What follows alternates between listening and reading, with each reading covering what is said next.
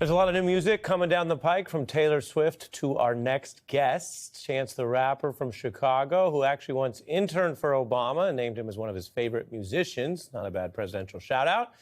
And they go way back. You can see them there, President and First Lady. Chance the Rapper, you know him as the 3-time Grammy winner, including Best Rap Album, Best Rap Performance, and back in the day before he was a global star, when he was Best New Artist. All of a sudden, whoever them, you can't touch me, nah, nah, nah, nah, I got angels. She don't got no label, she say she want bottles, she ain't got no table. Flabbergasted avalanche of ambulance is near. The labyrinth, the pan slab is adamantly here. My mama had to work, my mama had to birth 2 kids. My mama drove to church in iron shirts and kept a smirk. And in a time of corporate pressure, indeed what we're discussing tonight, corporate pressure on all kinds of culture, we should note that Chance the Rapper is the first independent artist, that means not pre-signing to a big corporate label, to go diamond, moving 10 million records. The new album out tomorrow is called Starline. Chance the Rapper returns to the beat on this fine day. Nice to see you. Thanks for being here. Yo, thanks for having me, man. Absolutely. People are excited to get new music from you. Tell us about this project, the title I read about, what that all means. Yeah, so the project comes out tonight. It's called Starline. It's a beautiful, beautiful journey through these past 6 years. My travels to Accra, Ghana in West Africa, learning so much about my history, not just here, but globally, all of the communities that we're connected to. And it really shines through on the music. And I named it Starline after Marcus Garvey's Black Star Line, which was a Black shipping and trading company started in the 1920s that was owned and operated by Black folks in the U.S. And they charted their own path. They, had the power of self-determination, and it really spoke to me. And so these last few years, I've been learning more about myself, learning more about our histories, and it really comes through on the album. Yeah, it's super interesting, and I think a lot of our viewers will know the reference. You're talking about a Black Power movement that wanted to mix social and civil rights, which is just protecting equality, with building power, something that Garvey and Malcolm X and others said, well, we got to own the power, so we're not asking for anything. I wonder, in your mind, does that, I don't want to put words in your mouth, in your mind, does that also relate to what I mentioned, that you've been an independent artist in a way that has clearly has reinforced the independence of your voice?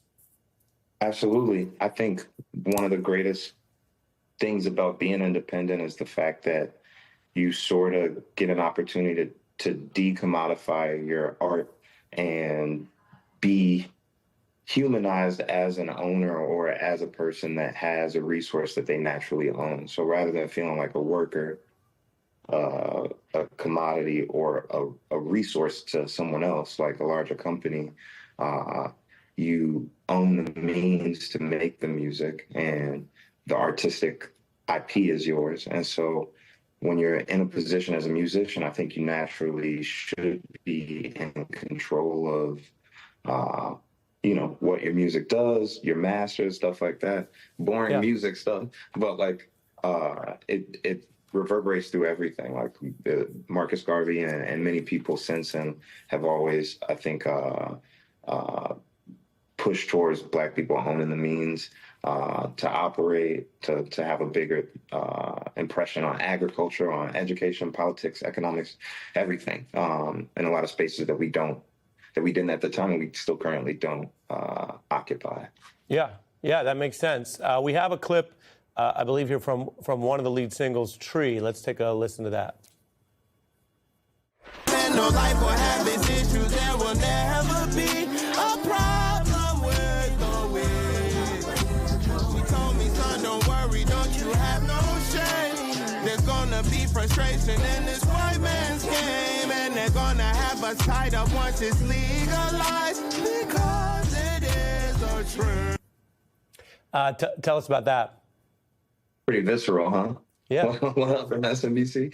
The record is called Tree. It's about all kinds of trees, but it's mainly, I think, the whole idea of the song is that, like I was just saying, that that lack of access or participation in agriculture, and a microcosm of that could just be the fact that Black people don't get to participate necessarily in the cannabis industry or in various avenues of wealth. And the song itself is just it's a sample of NDRE's video, which is a song my mom used to play to me forever about understanding my self-worth, believing in myself, you know what I'm saying, taking control of my destiny.